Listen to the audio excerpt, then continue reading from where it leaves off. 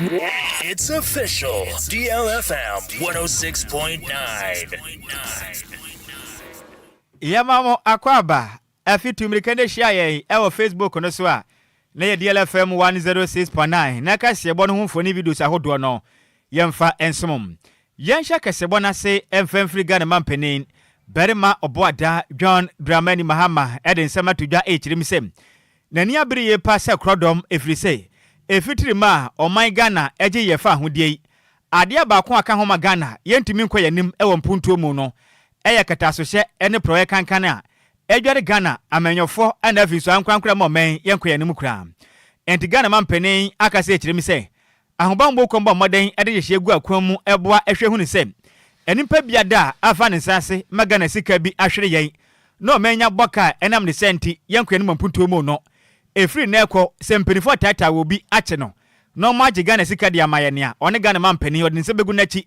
onfa ne ho forem enko momani enko kati obi se we die mabamu ni mpenti mamonche ne da okire mu a so ye mampanin danka toa onye bi kura Ghana mampanin se wade tudwa emra African Union Advisory Board Against Corruption eko piemu ewo Jubilee House o mampanin atana ye endo ada na ye brada eye dwumbo so meta so miensa ena Ghana mampanin chirim se odi obuo pa de magana mranti efri na ekɔ se nipa no se wo na bamu se wo abanda da bamu se wadi Ghana sika afa wonsase e mama na boka dia openi pa no oya aban lo ye pani ono kura nsu e osoafo a ohwe omanga na atenten ne so mecha Dr. Damlik Ayane ni nse so mu no do kwajam na nesem na ni dia ono Ghana mampani obetwene ho dia firi wonsem mu kura Ghana mampani kiremi so opeso oboa na atenten ne enimra edehini omanga nam na ni pe maba oga omanga na dwurum ade esika no emra ene omu de esika na yache na Ghana konanim ewo mpuntum. One of the major problems that was affecting our fight against corruption was political interference. The anti-corruption agencies were not allowed to do their duty without being interfered with by the political elite. And there was a clear case in point when the special prosecutor came and said that the president had called him and asked him to stop a certain investigation, and the Minister of Finance had gone to his house to try to influence him to stop the investigation into the Ajapa, we call it the Ajapa deal. Clearly, I mean, in the past, there was an effort to interfere with the fight against corruption and restrain some of the anti-corruption agencies from doing their work. I have told the public and assured my Attorney General and Minister of Justice that I'm not going to interfere in their work, and that if the anti-corruption agencies go after anybody, I'm not going to try and influence them to drop any investigation against anybody, both for those who served in the previous regime, many cases of which we are currently investigating. Ne kwakura mo no ena Ghana mampani kasemo ena wo kire mu am openi po no ena oye aban lawyer pani onu kura yenso eye osoafo a ohwe atenten ne so Dr. Damlik Ayane ede atuna nim se mekese no wa sha so yenhwehwemu ede afa ensemsem maako aduasa miensa 33 cases a ni nyina da efa pro ne kankan a abande de ye twa mu government appointees bi atumi adisika momaga na asan ya chiwo mpuntu mu a aha dwenye panti enche ba ko jama na mra ene wonu mati na Ghana mampani echire mu nani abrese krodo ma bɔne ho mɔden aboa emre hunumu fa ye ne nkuntaboa ya dwuma wɔmam se be bɛboa na po ne kankan na se betu na Ghana yakɔ yanim ego mpuntu mu eno so ochire mu sei. We set up the oral committee. It identified 33 cases and it was handed over to the Attorney General, and he's created special investigative teams to investigate each of them. Some of them they have found a lot of evidence of, procurement of properties, with illicit wealth and all that. And so with many of them, they're just at the point of beginning prosecution. Some, they have started the prosecutions, and others are being lined up for prosecution. And so we're continuing that fight, but we still have quite some work to do. And here what ye Ghana mampanin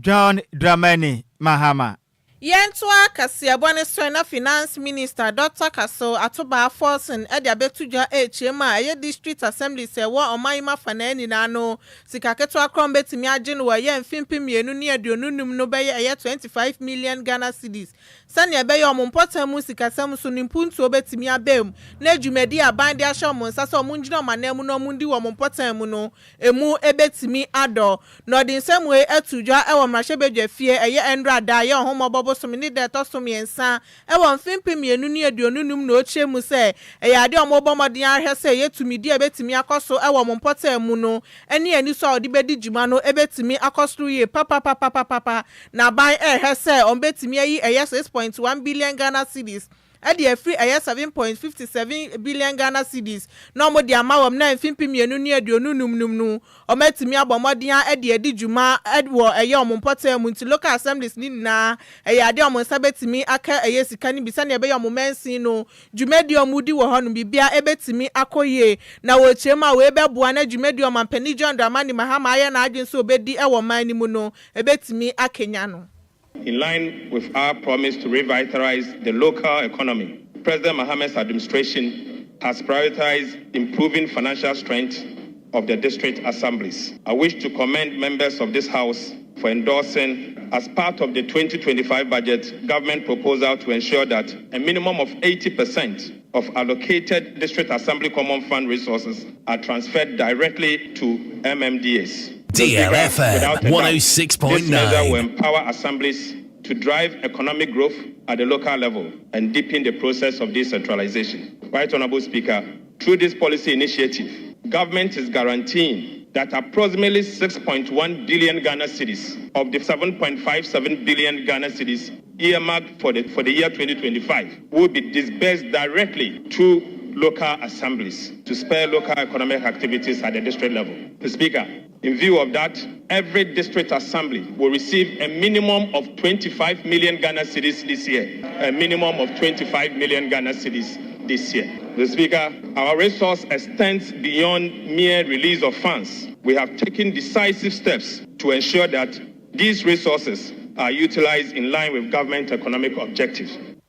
Enuachi ana finance minister etos no chire meya cabinet edema eyomampani John Dramani Mahama ajijumedie we atumo mohwesa kuntebuo ebetimi akoso. Mr. Speaker, Section 126(3) of the Local Government Act 2016, Act 936, mandates government to determine the categories of expenditure within the approved development budget of district assemblies that must be funded through the district assembly common fund. In compliance with this, the cabinet of President Mahama has approved guidelines to ensure the prudent and accountable utilization of these funds. The guidelines as approved by cabinet are as follows. The Speaker, 25% of the amount transferred to the district assemblies is to be utilized for the design and construction of a model market in each district assembly. The Speaker, 10% of the amount is earmarked for the construction of health facilities where a minimum of 2 CHIPS compounds are supposed to be constructed at rural assemblies. The Speaker, again, 10% of the amount is earmarked for the construction of educational facilities, including 1 KG block, 1 primary school block, and 1 junior high school block. Right, Honorable Speaker, another 10% of the amount is earmarked for the provision of potable water in each assembly, of which a minimum of 10 boreholes are supposed to be constructed in rural assemblies. Mr. Speaker, again, we have earmarked 10% of the amount that will be sent directly to the assemblies for the provision of school furniture.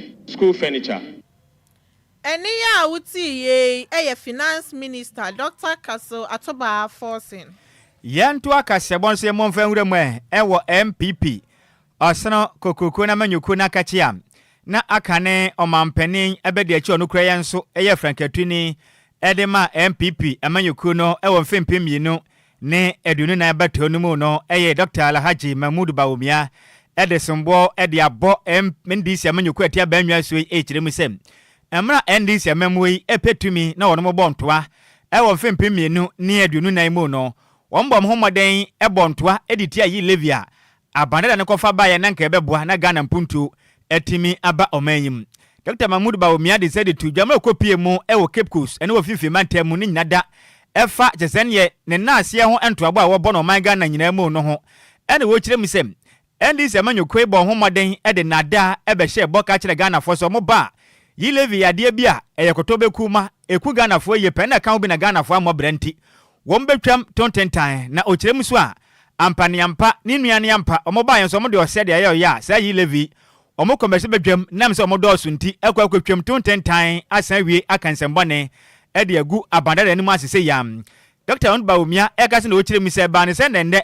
enne endi se amanyekoi ada wɔn mo ho hunte dua kyerɛ omo da ne peteku a wɔn mo de sabi odwanten honhoma edura wɔn mo ho a omo tetenwa na mo tete nwa na wie ntija omo di bɔne a uhunu kra o kyerɛ mi sɛ nne akɔfa bi a mo de a mo kyerɛ mi sɛ eye fuwe levi dumuso levi ena o kyerɛ mi sɛ ntine Ghana ni akane no na nka yi levi no wo sene 1000 Ghana e de ma wadamfo bi a na yi levi no betua 10 Ghana cedis pe nanso ene Ghana ni kwa akɔtɔ fango a enam sɛ wotɔ 1 liter bi a wo betua 1 Ghana cedis ti sɛ na kwa akɔtɔ fango no 1000 Ghana wo betua 83 cedis ena wo de ama Ghana ban o kyerɛ mi sɛ we na Ghana fo mo pa na o kyerɛ ma na entoa endi sɛ manyoko no boye nya na ye na ada ne wo ma beji Ghana ma na boso a wonom gusu a edada Ghana for Dr. Onbaumia ka se kyerem sem eto ne de afi na ahya se o kyerem Ghana for momomɔden na momfa aboso kɛse emom asere mu efisa ban ede to ebebegu musu okrosu na ebesene kram wa kyerem se ogidie se enche bia Ghana for ebesensu ede afre empiamanyoko se momomɔden a esufre Israel ma no esufre Mose ne dom no efisa ndi se manyokwe amanmu omubuo no eye nada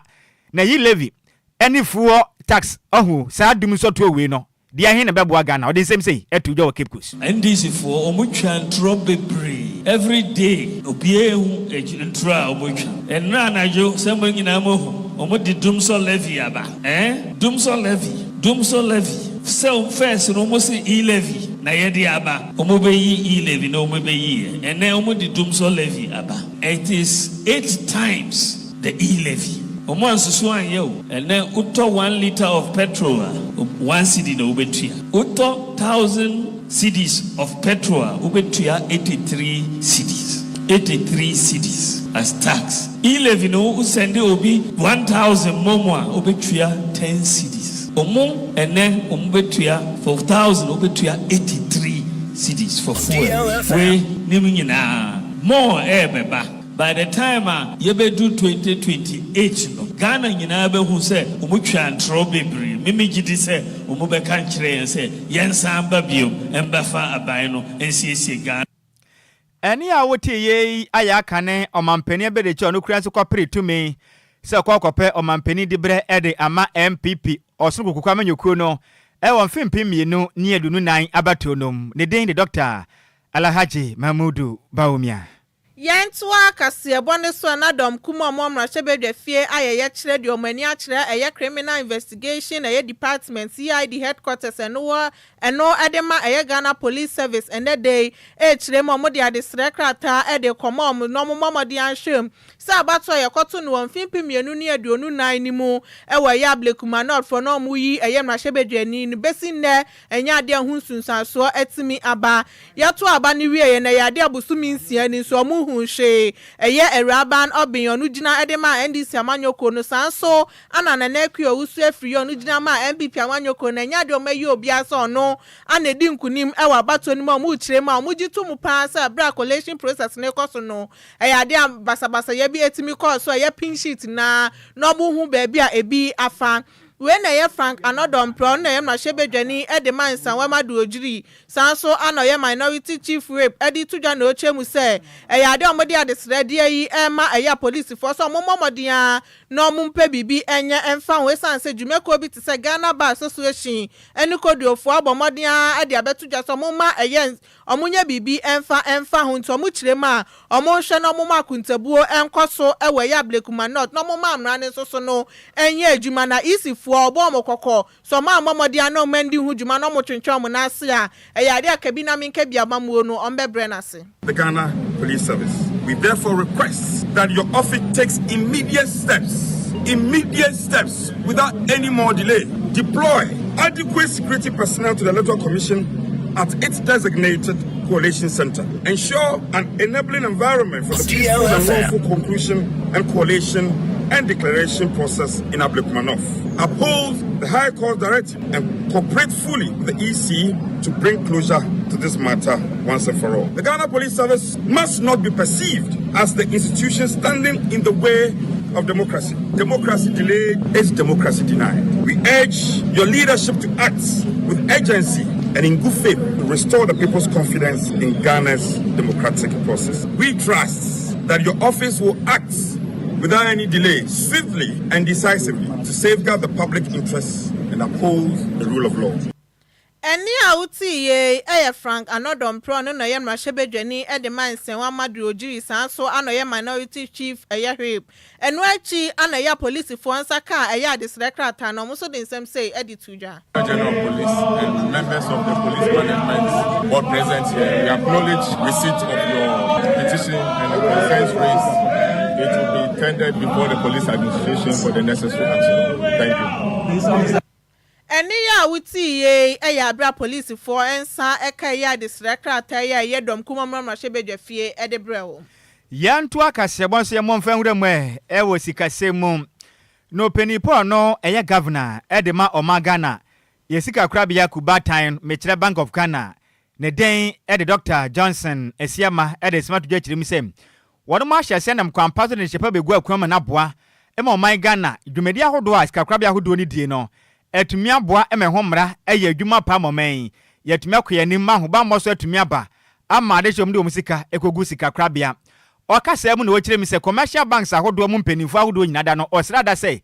enipa ahodo momaden akwakwaje bosia banks ahodo a wonu mantua me Canada ho no ma akwa na nanom po no womba momaden amfo mu den ne ho mo nsemmra bonten so na momaden enye audit enye hwehwem mapanem mo sa be ya sa nipa yi omoko sika krabiafo ahodo akwaji sika mpenifo be hu ni say yes osimesi wei anaso wabenten wakwaji sika wa hanom wantua enti momaden na sika amade man mo hwe ni ye pande sa ababa mokro no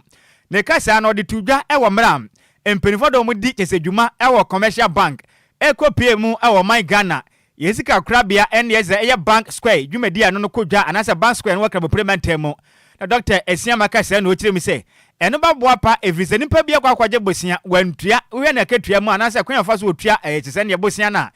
enkon kan na nipa ne ba so obaje bosia mo mma no tese ne dodoa ma ne mboro 10% eba ne sa hwe anu wabo manyika wasanga ze chire mi se osra da edum pempenso ne ma bi kwaso anya kram enipa bi na mkoti kwan so ene nipa bi dinsa wo so aba fonten kwan yin so ene ba obosia brama obosia wo do Ghana card pen ye hia omodada wa wutua ska krato ase na Nhyiraba sa na matupia fagya na matwane ochire mu say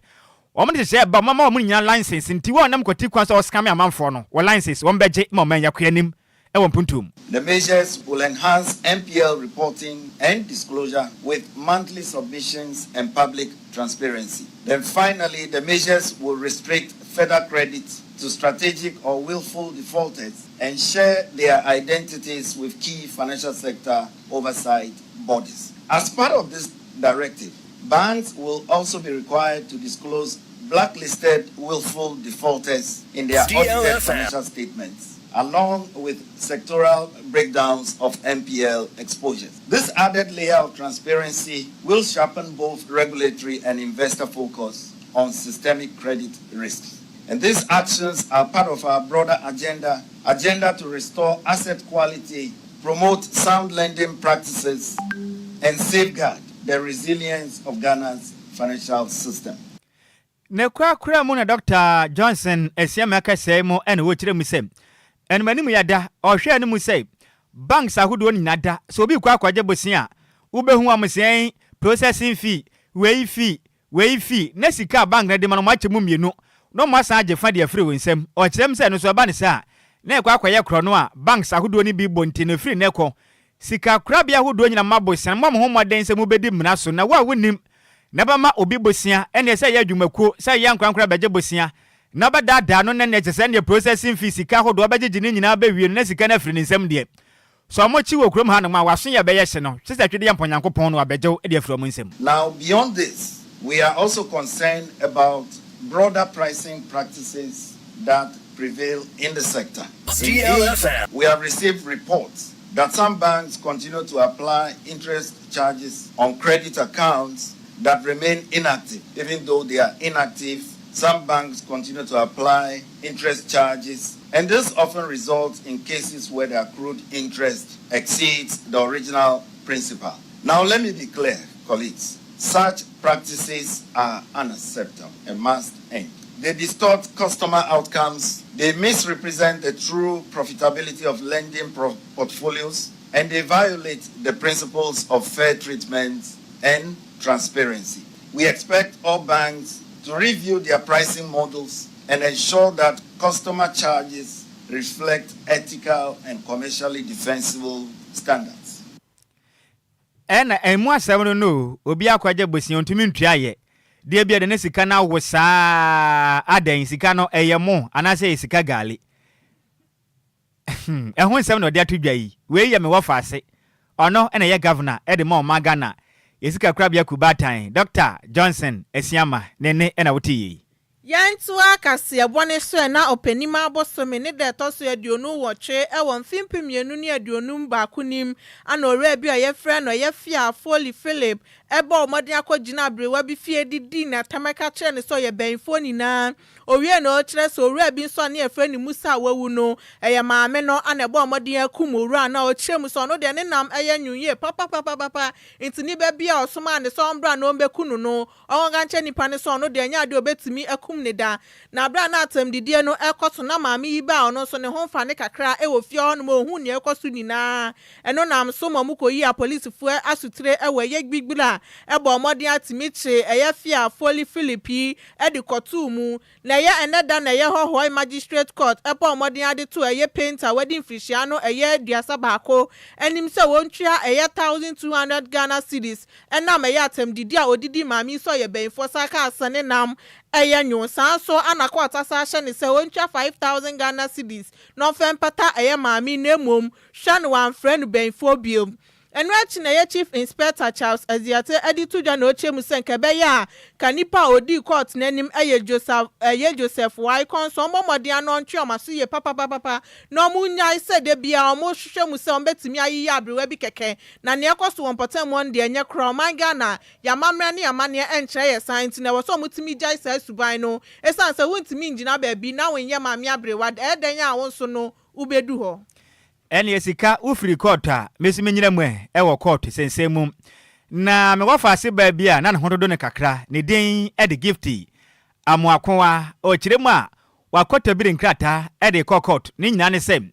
eye healthcare provider bia e de da wo so ayalesa bia e den e de Peace and Love Hospital na wo kirema ayalesa moden akwakofa CCTV cameras ahodo bi akwakobo wonum consultation and afin so examination rooms ahodo a empenifo tumi tenase wo ye oba na wokọ na bia onufu kokram bi agye aboso a wo mo do mo seso nufu num edandan ne saa miemia kakra massage nufu ne saa mo kirem se wo ye nyina na sana cameras ne bo hodom a na e capture nkomatwetwe ne dwumadi omudie nyina ya ma me kirem se oba modin akofale e de akọ Accra High Court efri se onim de nti asabe enipa fa ahodie na ayaresabia ebetimi akwakofa CCTV cameras ahodo akọbọ bia ya doctor ni ene nurse ni munkuto mu ntem komatwetwe netumi ba abontema nipa hunu bi die we de nyame ne kure ni eya de boni yepam ye ma me gifty amoako aka sem ne wosan kire mu sem ade a chese a hospital na ye no etietie ne fa hodie su ye pa free sabe so ba bia ba ayaresabia na bia na akosu akuman na kokram age de aboso na doctor ni aka chense sa na aye de menua ba eni akotoe na menhwe se de ade ne tie na memwawa na doctor ni utumi ekofefe ho ne manyina wia na CCTV cameras ahodo yinsu atwamfoni na de atonom na doctors ne nurse fo ne se bomani akwanma na sabe boni atesa de adan o kiremi so man Ghana mamra no boni pa ho ban efrise ese nimpa biara kokua mu nsensem etumi eka ono nkosa ni ntamti o man Ghana mamra no article 15 NF 18 cross 2 our 1992 constitution ni mu no ema ho kwan kram wasaka se kirem se aya confidentiality no nso so emra ma ho kwan se doctor ni ene obi a oyade eba yaresabia enkomatwetwen so bakwa bontinti o kirem a section 167 NF so 6 ewo maga na member ni mu efa eye public eye health act 2012 article 1 eye 851 no so eda di pefe se ehu nye se segban we beda dinti efri na ekọ or the money kwa kwadan Accra High Court no matwa eye Peace and Love Hospital no damage every same one etiete ne fa hodie so na wakọ no wekirem a ade ahoho already free court one say edikan CCTV cameras ahodo no e bobo ba bia nipa kwa consultation ne nufu doctors for ni tumi hwe e ma ade hye nsa ka bi enya video no ompese obehunu bieu the test mienu nso enmanim yada opese cameras ahodo a e wo ayesabia hodo no empelifo tutu nyina de firi no mafi se nipa ahoba monsem no hu nya yipam ebie won so o kiremu sem enipa biada ne nsa ka ne video anase Peace and Love Hospital no doctor ni biada ne nsa ka ne video bi no only late ne nyina mfiri ne phone so ebie won so CCTV cameras no mu yi ne nyina mfiri honom na mwana bibia nto den de toso nan o kiremu a psychologically no mabo moden ama mekese no waye so emotional waye so press ni sent court no enyi sika mfa ma no mfa pata ne kra weni nsama gifty amoakoa ede Peace and Love Hospital ekwekwe jamla nemla ene wonom edie emu nkiremu ene yade asuma ni me yamma madwenje ne tew na kase ebo no yanto aso we free efia rich edine eye efa anase efia yo emze yefa yo mate o se Nhyiraba Kwadwo Sammy bi bomodian na wehye we ye efia anti because also yan wehye ne boyfriend happy birthday o se ne boyfriend idindi Simon Tete nti Simon Tete happy birthday to you why one kasa wodofo idindi eye efia anase efa rich ene o se yan kancho so do pa ohima eyisi bia one o se news papa pa ni ya da senior ena DJ Ghanaman Richard Ahwe also ahwe live edi free great station one man aka sebune mo de pasa no man na nchi akese enko enfama Sammy B na afin so Adwoa Agyei Sikapa say DLFM next e hono na Ghana fo nyina tie kasebo no edi free ewo DJ Ghanaman enfidie ni so Ghana ni yeba wo nchen so fa na min sofa asa beto dwa ide to abontene na ni o wedi pantoma gift ya moakoa oyade ekwasa ne ho eyade ewo Peace and Love Hospital empenimfo de CCTV cameras ahodo akọbọ consultation room ama no fom so mu nyina ba abonten se doctor no ehwe na kosu kuma so aba abonten o kirem se ba ne sia na Ghana ye kọ ne se nipa ho ba monsem enaye enti okwa court na ye twa mu damage Ghana ni wuti nsem ya wo so mu sen 053405019 0593406565 Majo Sammy B Sa kwa dia tamakom 11 champion mentio uni pa Majo Mejo se sak news no ya de sound man Meda se sak kwa dia ya ese mami no ni doctor for no tenase no mo kan boko mane fa nkoko to empata kra na umbe patana omo mpata no okay nyesa doctor no hospital no anye ya na odi omo ko tutun sensem bibi Mate Medasi pi Majo hello good evening hello I'm saying pano nyanya krado on temenka 053405019 0593406565 gift ya moakoa ene wade Peace and Love ayaresabia ekokote se mama ne kukua mu nsem ene deja babontin to kwatwa wo mu damages na chemo hwe ade o mapi ho Majo Eja of praising hallelujah Kofi ma shama Diamond City ashama ni be memua senior mayentio Oba ya kana de omi ende we ni omfaka scam jikrano iska kuma ndo fanko koto ofanko obade ni kwa se na deja ndabo be ma di anka ye ning na ba aya na wa kire mu ye sa wo fa me ho na ma Peace and Love Hospital na ba ma deja gu abonten a o ma hampa o ano sonye bate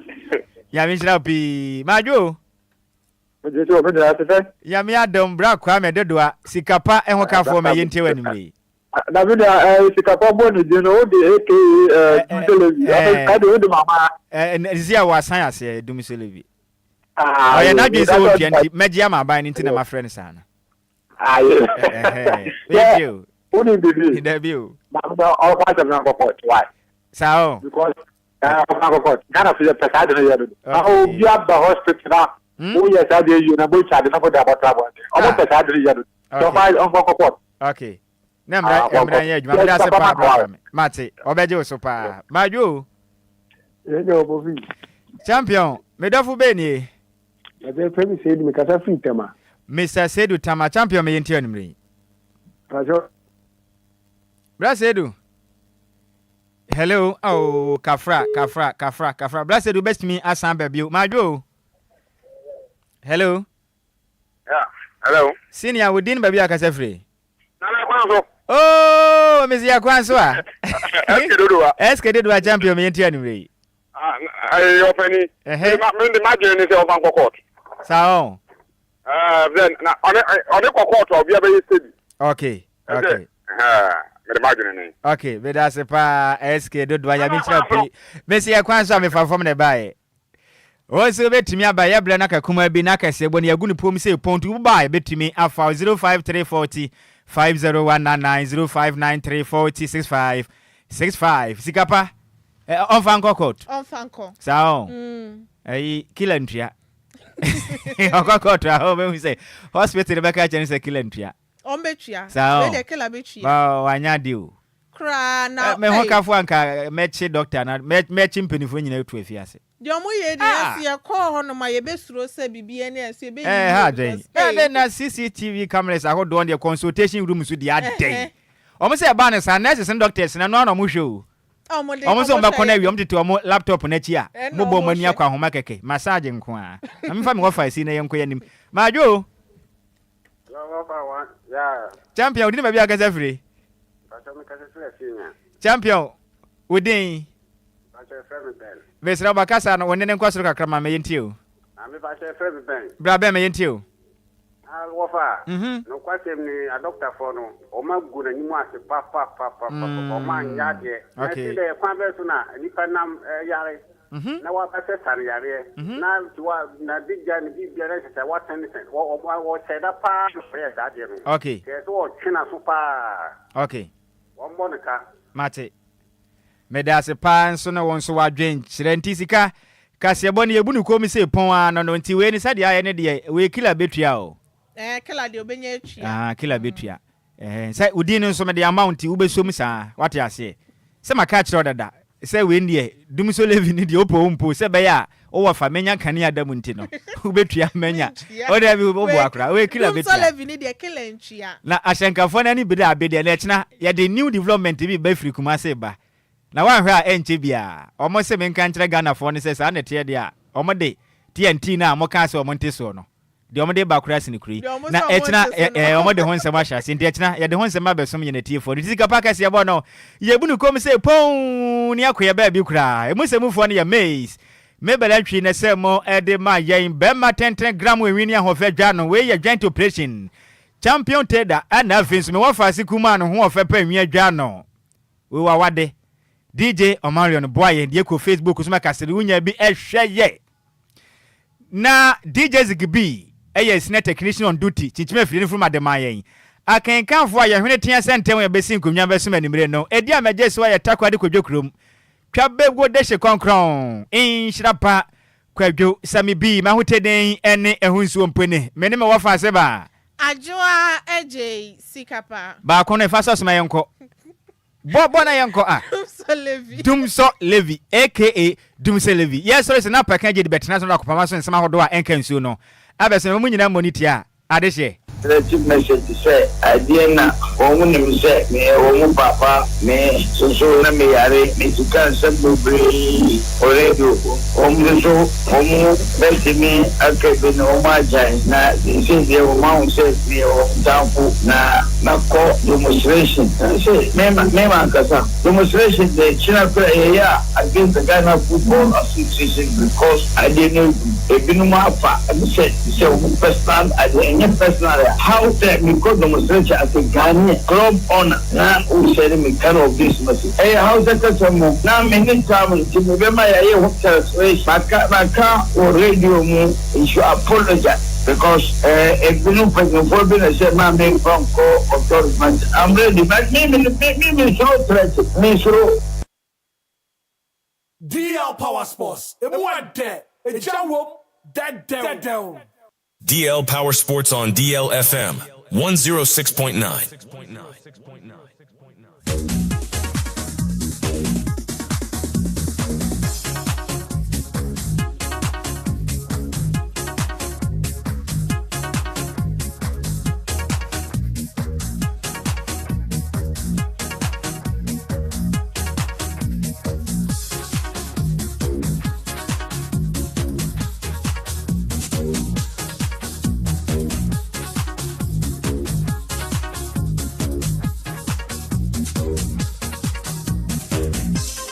DL Power Sports. The one there, the Jawo,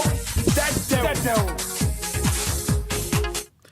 Wukudagbe wotro ya melegbedurano vinyo pogbatofio wotro ya chagamagbado megba no sports yeme twagbono yimenko enyu DL Power Sports update mede kukuno wotro ya la yo madana grona made na mesia mekrepomotofio no chome radio adre DL 106.9 sports air dimila ye meno wuku adagbe wotro ya metwagbono tamede kukuno radio angba delegia nanano gia anyami ganyo bi tuwebele bo uno ko ye Facebook e YouTube gbekene hefia no yo minga bu gbekene hu be she wata she ko wake sports ne ba egba DL Power Sports update me kwabo fai gbekene ni ochamoko ni moko akemoko ni mofia mo ke radio for DL 106.9. Good evening to our cherished listeners and viewers watching us live across all our social media platforms. Wednesday evening, we are back on your radio. We are bringing you DL Power Sports update. So please don't hesitate to call a friend to tell a friend that DL Power Sports update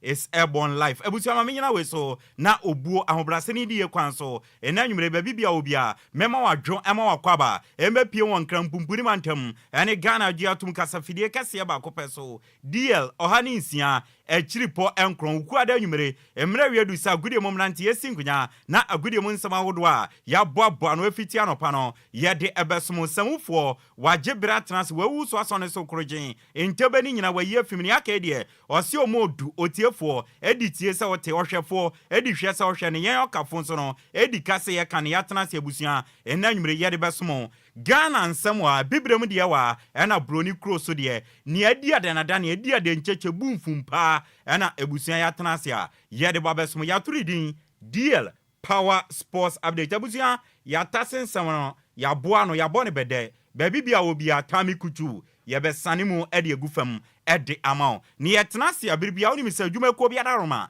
ene ye de nsamne bante abusia enanwumre kamenwe ne yemfasida kese asida chenchirenche mfama dwuma ku a ye from Lumba ensupa na abusia Lumba ensupa na meseme kan wansam a kirewa ade bechi esanse Lumba ensupa eye nsu abadwama nso a emu ode emute emu yakrogen kama na Food and Drugs Authority Ghana ban ama mutumi krata nti nyama yedi ene ne aye no mo ene ye nhwehwemu edefan oma ye nhwehwemu Agyei atum sende obepie mo Ghana na opensu abenom ne be ni paduanum adwuma na awuru ni paduanum de ama ode ano ani Lumba ensupa nti abusia enanwumre ba bibia wo bia wotie me no opensu abenom de ano ani Lumba ensupa efiefie mo mfangu mu fridges mo na monon boys ne girls na mahye abrabo na asia cash maya monto fridge any hostel for na moni fridge no de auto sachet na factory dan no emu bedwo bottle no so auto ana de si dan ne kona emu bedwo na wabutumi abobo enti mononom efiefie hostel bebia mononom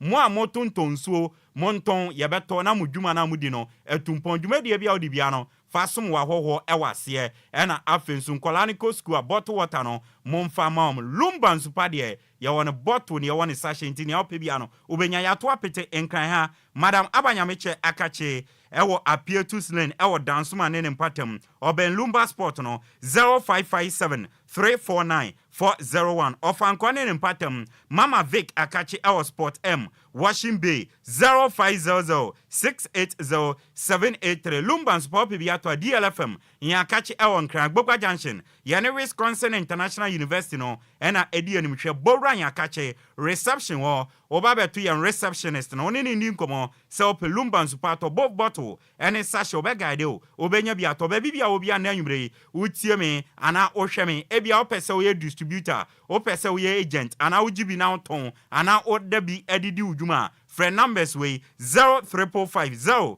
na wabo 5 miensa na wabo 274757 0555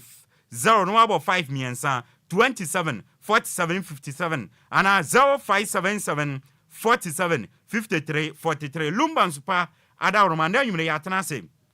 DL Power Sports update yebesane nsamno ede agufam de amao asida kase nkoma made nyina kwame afum bebia obia na nyumre wata ekire yede nsamno eba DJ Omarion Facebook and YouTube ode yato DLFM 106.9 obetumi anya bi ahwe ebusuami ameti akunya kase mo eba besane nsamno de agufam de amao no edi ameje so no eye ayensu ano de hye Apakan GH the Blessed King Ebusia yentie we ye ba ye besi fam ne ya tu jade nsam no de asomo. Apakan GH with the nyansa de wadiawo wo interview wo kasai wa hu brase wo radio mu kire se wo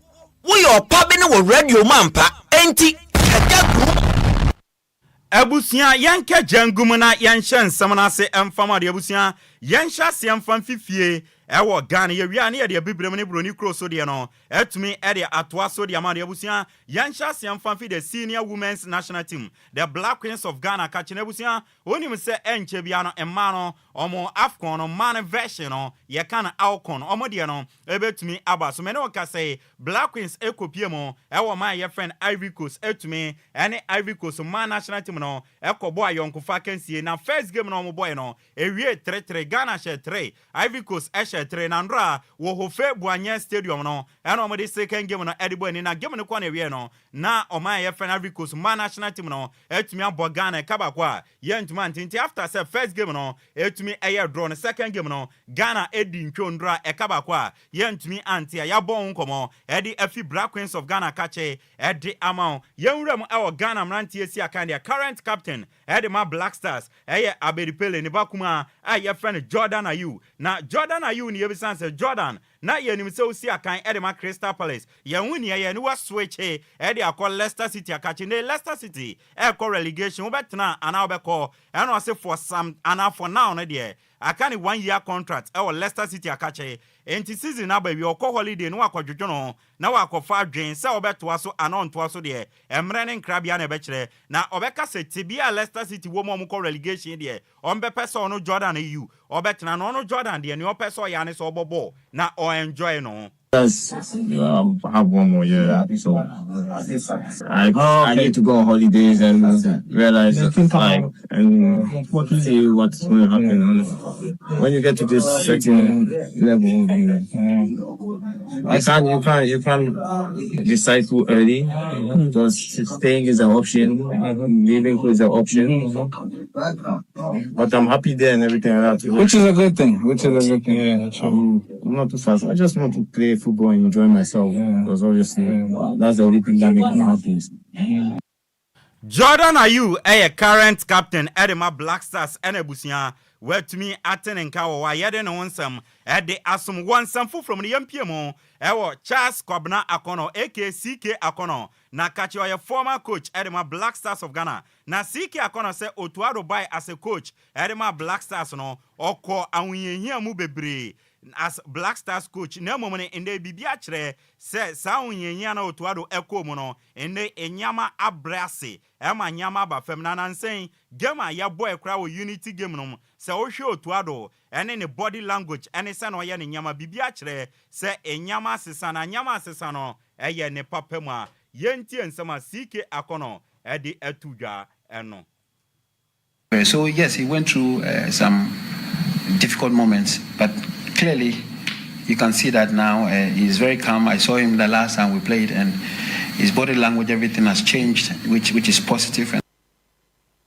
Charles Kwabna Akono aka CK Akono ana watene nkano Mr. Techian aka Tender general manager Edema Aduana Football Club na nansia ana Ghana kopiemo ewo London English approach mem 4 nations friendly tournament yatunidin Unity Cup yene Nigeria any Trinidad and Tobago any Jamaica na ekobo ewie no na Ghana bronze medal ya tosumiensa ya je Edeba Ghana na Mr. Techian akasa ere afasa Unity Cup na ekobo no ose performance Black Stars edane di no se ye take ye chances anke ye di crew ano Edeba Ghana na emom ni nyina mo no o hwe nkola ye boy na ye de omo ball games na no chese Ghana ye ndache no ye wo dache papa. I mean, our first match against Nigeria, we have ourselves to blame. There was 2 gifted goals by the defenders. I mean, the nations was that. Our first goal on my father, so first goal. But God being so good, yourself one and all the switch goal. So you take a chance that they just get a cap and all this. Our first match, after 6 goals to the buy, Ghana blasters and a ball, and I'm so happy that the second match against Trinidad and Tobago, we had a kind of useful time at the ball match, and I think the blasters, the future.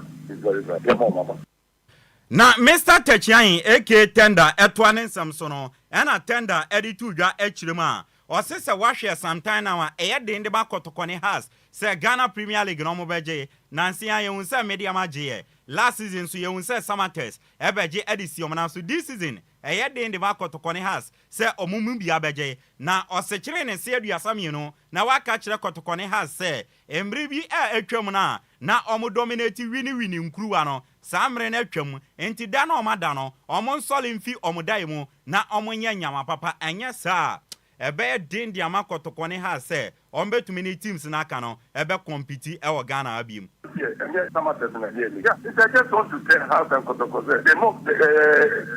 the playing days and the hate days are over and they should wake up from their slumber and the lesser teams will continue to dominate the next days are the shadow and more teams no more defense no more them.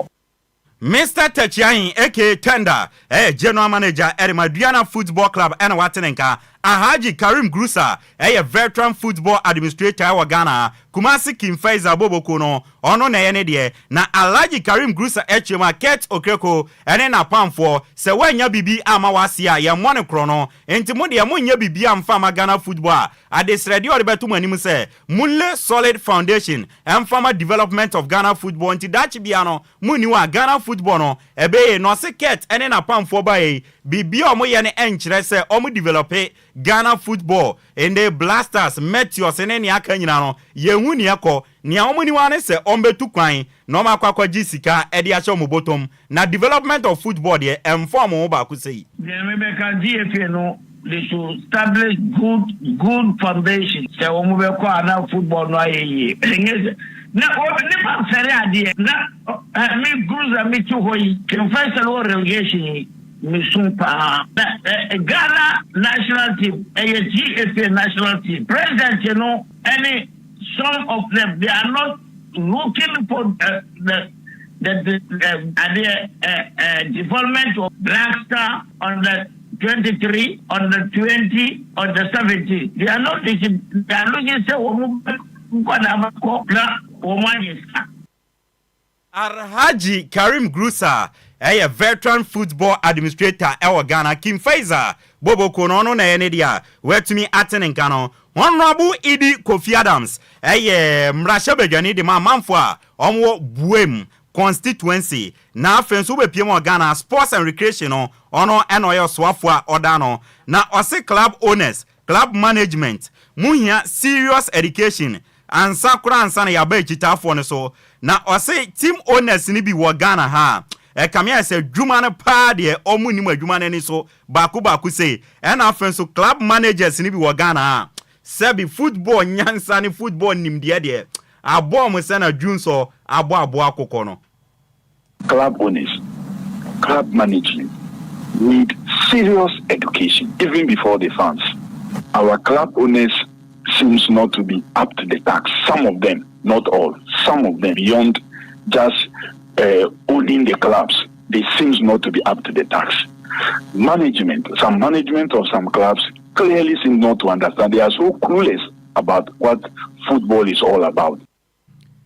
Honorable Idi Kofi Adams, where the Udikapa. Now, Honorable Idi Kofi Adams at one and some son of the two just say, Hooliganism and Sanyama Basa ne koso, ewa yem football no Ghana no, emrewedu, say yedi a 9 basic from now so chia sefatano, yedi a mancro for senipano or yen wine, ni dibia or Ghana and yem football no, at the same crana, or ya dear nim guasibre yem football na, a see a dear 9 sip from now so chia sefatano, yedi massa nipano or say. Say yes adiano na ye bekoswa so nyama bi so Ghana yem football mpempen so ye pese du no endu sada. We need really to spend some time in dealing with this category of persons also, even before we go to the fans. Then the officiating officials and badge commissioners, referees and their assistants must also have their part, and people must be punished when they are found to have done something wrong, irrespective of their status in the country or political affiliation or whatever. We must have the strength and tenacity to punish people when they go wrong. That is the only way that as a country, Ghana, that have a lot of love for football, we will benefit from it. ne krakra wona honorable Kofi Adam say nyama toa so se na kwe ni ya buru nkrofo ewa agoprama so na referees edi matches basa club owners nso na nkyere se na resort ni ade nko sa nyama basa se toa so se ya enya ne nwanwa se ohamu nchichemu aduokron nipa wa Ghana no ombe jai Ghana football na chidi ama omani edi ama no ne die na chi na ekoba ne sanso yem football no insuo ma na beto na emre wiedu se club owners football administrators na mo Ghana no adisuade pa de muhia biye pa. We allow things to continue this way. You will have 90% of your football loving people focus on the European leagues and other leagues other than your own league. That is not why some of us are there. And so I'm waiting for the final report that we will go into all these matters, and we think that our club owners, our club management need serious education, and we must pay some particular attention on this. Honorable Idi Kofi Adams oswafo a ohwe sports and recreation so na waten nka no na onim said da no kwasia da okopie mo nyina se a basketball stars and a nation service game omokobo edin sensem bebere bae nation say na ye threat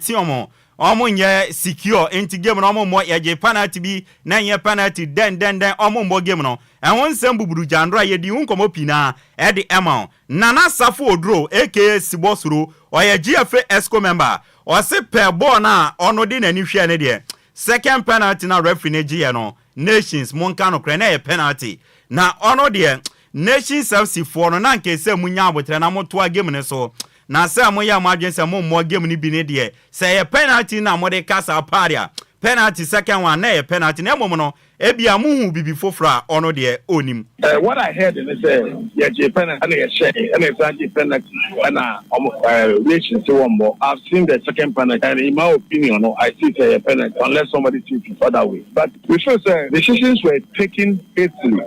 I would not be surprised and I'll not falter anybody. So it do that time one go let's say one Gia home let's take a decision. Ubaya statement be an move be that be my second opportunity I won here. And you know, sir, go now by report, who report me I TV and switch TV. Let me make my crack do and say, me penalty, good penalty. But I thought the nation should have left the pitch. But maybe they saw something that I didn't see. Nana Safo Dro GFA ESCO member na busia waten and council Daniel Nhyiraba Heart of Lions assistant coach. O se o hwe e morning wa teams in this season adana di Ghana Premier League no a kire se Ghana Premier League no ejirane na so bibia de na ko se this season no enyama koye de ma teams no Ghana Premier League no yenti ensema Daniel Nhyiraba de atudwa no bibia ako ye pa ama Ghana League no federal teams no yes ya bono mo modern kind of enyama ako ye ama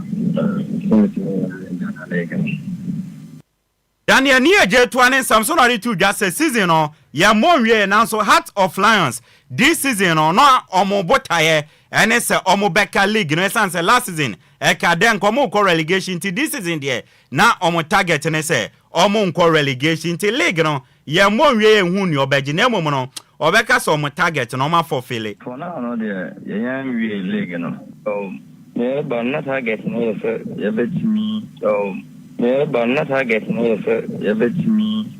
aka league ni mo because last season no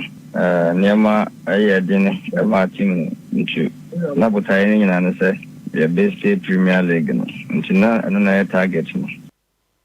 ne krakom ne yebisa nse ne uye coach na ukọ wanimu yi no odache tese na osi o yembo season wie nti ontumi nka ne dache ho asem as a coach na mom no ne a obeka se Heart of Lions for no omni na di niye enti omni na di niye sa de obetuma to aso as a coach e di amount for now no de yan wie league no nti wa se yan wie no de link me anka dache na asem na me adum na yebo wie a ho na ebe hunu na ebesi na maka se Heart of Lions so se ebe bia maka se aboa me ntino metimi awo ho atoa so badwuma so ntino Daniel Nhyiraba coach Edema Heart of Lions assistant coach or your assistant coach yewie ewo Babiani Go Stars akache Frimpong Manson coach Edema Babiani Go Stars or say nyame adoma kwasiada omo hye against Accra Lions fie wo Babiani Dance Park oma je league no motivation Edema players na enye obi ena be ka chem se monko hye na monje league no mo anim so mo hye oma je league no enti anu abehye o munkuran no but to helma now I'm the next game is to win the next game or your league champions. So and no itself no will motivate every player. You don't have to give anybody money. And I say yes kind of bit to me motivate will be but the fact is put me Accra Lions at home only at that points now you are a league champion. So I think say no ever push you on to give their best. Frimpong Manson ewie no de to dwa echirema o se oba Babiani a eda omani jepa no 6 match sa 6 match oba Babiani a omoji omani bruta na kwasiada se omoje league ne pa wo Babiani a Babiani be de bruta. Yeah, I don't know so what about Babiani for the 6 match man. So what about the home side, it tells you so we no bit me more than the 6 match. So for the fans, I think we have another opportunity to celebrate your league, and then also to the players, I think they make my country man say after this game we are league champions. That is the only message I made them. So I loaded. Coach Frimpong Manson coach Edema Babiani Go Stars and Watenenka Yamfa Fienin senior money too. Ewo amanoneni ansore so na me chairman Zigibi emfa awoso no metwa so emfa mamodi abusia yensha amanonena semfa fi UEFA Nations League na onim say ya boss a semi final no aye set e boss madu pa nonson ho anwumere ya semi final one game no e baso na eyomaya yefre no Argentina eno motena Alliance Arena reference afko Vincent ofi Romania ena ekwakodi sa game na enye asam keto akura na Slavko Vincic yes ofi Slovenia ono eno akwakodi sa game no between Germany and Portugal enye asam keto akura nti big game wa wo be hye no na oko eye final na ochina watwen omaya yefre no eye Spain and France enso ne obehye no na mabo UEFA Nations League no mabo final ne yede won samade mountain ebo 7-10 anwumre ya UEFA Nations League semi final 1 no omaya yefre no Germany ene omaya yefre no Portugal de boy ni big game a enya asam keto ani ebesi bia no nyame yadom ochina yeba yebetumi ede won sam ede ababesuma enya asam keto na AC Milan will play bi ofi Holland yefre Tijani Reinders me no ka say officially no Manchester City and AC Milan are reaching agreement. Man City to 70 million euros and Ediama AC Milan normal signing Abrantia Yefani Tijani Reinders 5 years contract until June 2030 and Tijani Reinders ebe signing Ede Ama AC Milan and watching sono Man City Kureyano omone eye omaya yefren France omu player ayefren Ryan Sheki or ye attacker omone na wie personal term Obane ball edema Olympic Lyon intino bobo ko FN Man City ene Olympic Lyon twetwen twetwen no koye ne akeka ko de Man City ebesa sign abrantia ye friend Ryan Sheki ede no efi Olympic Lyon ye de won some edema AC Milan enso de omani achemo Real Madrid legend edema Madrid ye friend Luka Modric ofiu akọ as a free agent after FIFA Club World Cup no AC Milan epeso mo sign Luka Modric omo mano 1 year plus 1 year option contract into okikani nyina boma obesane until June 2027 almost ombetu yanika 3.5 million euros enti ne yakika ko ede AC Milan ebesane Luka Modric enso wa yede enwonsam edema na AC Milan goalkeeper of France your friend Mike Maignan Chelsea for si omo pe goalkeeper na AC Milan se obi nton na akokọ be de kwa ombeji 30 million euros na Chelsea for nka ne omo bema Chelsea for se ombema 10 million euros na we na izanga mo papa o mani suma obi goalkeeper say okotua 10 million euros aden a Chelsea say ne contract bebe we next year enti omu ntua 30 no mbetua 10 million euros enkomo twetwe egusu koso say bibia to din dia Chelsea ebe sane Mark Maignan de nefi AC Milan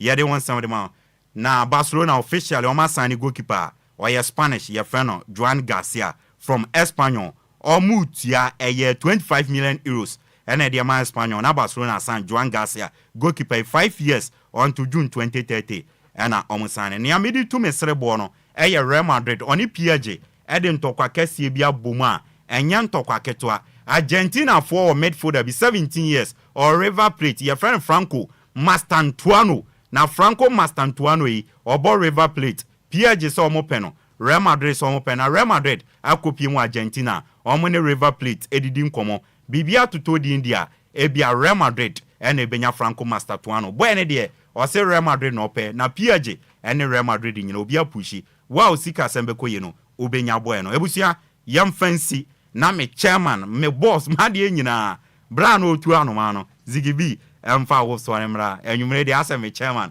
enyama nkoye nanim nyina atwetwe ase no wonfa no o zigi ase me chairman wonfa no homma zigi ase wanim atwe no emfa homma ase wanim atwe me dem na o dem emfa homma ara wonte wonka sabi me de share no o me te wonka what me ka me fa we share ne share no say me yare tin manim atwe ase wanim atwetwe menya beating heart wenya den beating heart anya broken heart o de na beating heart o de ba ano so wonte wonka nya votre umu aye ha no wante anto me si menya beating heart ya wo beating heart o